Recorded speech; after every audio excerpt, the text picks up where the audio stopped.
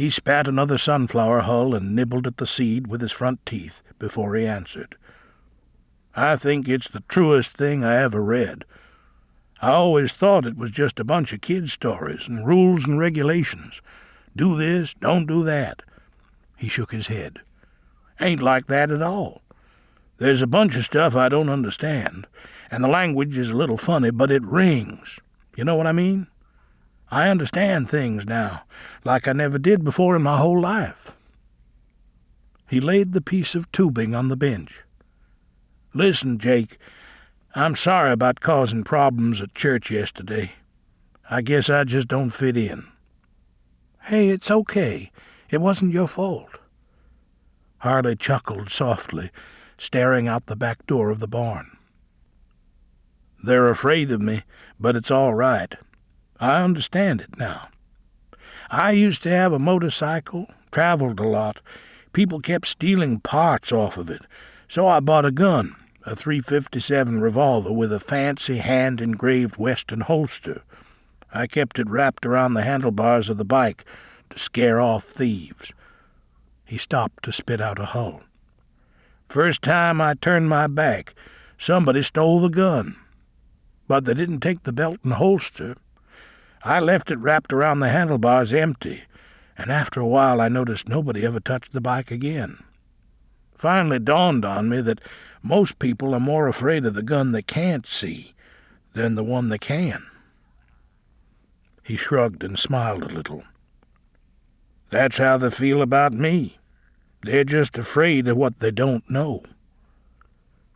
Jake had to chew on this for a minute. Harley had a strange way of cross-referencing things.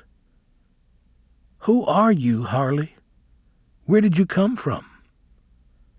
Harley looked him in the eye. Do you believe in God? Jake was caught off guard, and he hesitated. He knew from Harley's eyes that the answer to one question was somehow qualified by the answer to the other, though he couldn't guess how. Harley's eyes also told him he wasn't looking for a pat Sunday school answer. Yes, I do, Jake finally said. Harley nodded, picked up a rag, and started wiping his hands as he brushed past Jake and walked out into the light, laying the rag on top of the tractor tire as he left. Out in the sunlight, he turned and looked back. You coming? Jake glanced at his watch. Where? Harley spat a hull and glanced up at the ridge. Let's take a hike. A grasshopper buzzed up out of the weeds, arced onto his chest, and clung there, doing push-ups. He didn't move. Jake shrugged. All right. I don't know how much I can tell you, Harley said, but I'll try. You'll need to know it one day. He shaded his eyes and squinted up toward the south end of the ridge, where Joshua's knee stood watch over the river. God's up there, he said. The real God. The one they don't tell you about.